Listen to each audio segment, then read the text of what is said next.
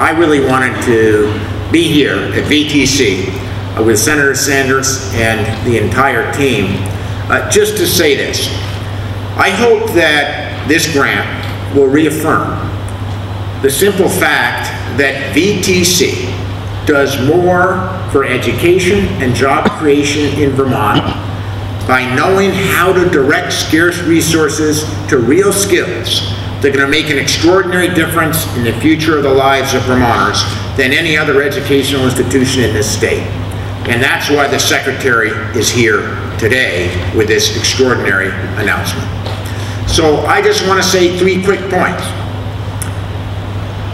You can't do it without education. We know that. The more education you get, the better you're going to do economically. Because of President Obama's leadership and his great selection of a Secretary of Labor, we got a pretty good story to tell on jobs in Vermont. It's actually one I'm happy to tell. I'm sure the Secretary knew when she flew in here that she was landing in a state that now, after a really tough recession, has the 5th lowest unemployment rate in America.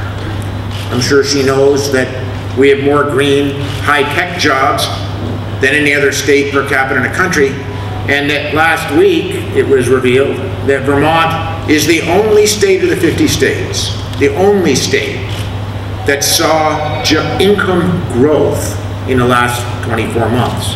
That means the only state in America where Vermonters actually made more money than they did in the 2 years before. But we all know we have more work to do.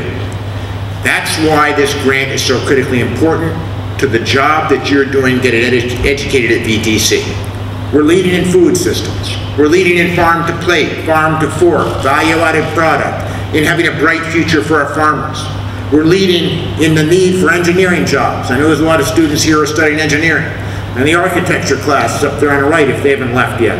And no, they're still hanging in. Whatever it is you're doing here, the fact of the matter is what this grant is going to address is 3 really important areas of our economy. The fact that our best ag days are ahead of us, not behind us, and this is going to allow us to ensure that we get the value-added product for our farmers so that you have a bright economic future in doing what you love to do. It's going to ensure that we continue to be a leader in renewable energy. And I don't need to stand here in Randolph after seeing the effects of Irene and the other extraordinary climate change-induced storms that we've experienced together in the last 18 months. I don't need to remind you that the faster we can get off of our addiction to oil, the faster we can get off of our addiction to coal and move to renewables, which VTC is on the cutting edge of making happen, the sooner that our kids and grandkids have a bright economic future and a better planet to live in. So the stakes are high. This grant is huge. It's an honor to welcome the Secretary here. Wear your VTC t-shirt with great pride. It doesn't get any better than this, and this grant is going to make it even better. Thank you, Madam Secretary. This particular fund was set up, it's $2 billion to help retrain folks. So it isn't just for new students, but it's also for returning students and people that have already had jobs but lost their jobs. And that's what we're talking about, building capacity on your campuses like this one here. This particular process right now for the grants, we are halfway. We are on the halfway mark. We've already given out now with this grant about $1 billion. The total grant is for $2 billion. So there'll be more rounds of funding. So hopefully there'll be more opportunity to see programs and applications like this come forward and hopefully to expand on what we learn. But I think the beauty of these programs is that what we're looking at here is bringing all the forces that exist here, looking at market research, data-driven information about where the jobs are going to be, what the potential for competition is, and what the variety is that you can offer here because you have the luxury of doing it. One thing I compliment the campus on and your partners is this is a living laboratory. A living laboratory. We could apply and get feedback right away on what you're learning and that kind of instruction that is so different. Because where I come from in a state like California, we don't have the luxury of seeing these kinds of campuses at work in these places.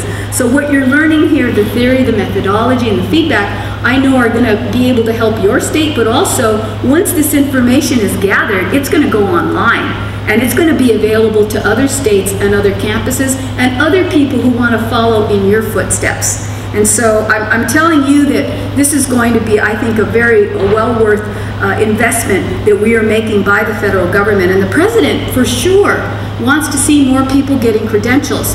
I met some students who already have their 4-year degrees, but are getting other stackable credentials on top of that because they want to be more competitive.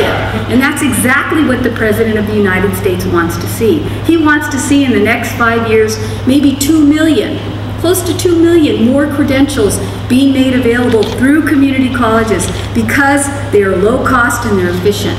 And it doesn't mean that everyone is going to necessarily just end their career at a community college. We want them to go on and certainly be able to have that cross-pollination so people can go on and further their education if that's what they choose, or to come back at any time once they start their own business and learn that there may be a new technique or new credential that they need to receive. So I can hear all those things resonating here on this campus, and you're living proof that these things can happen.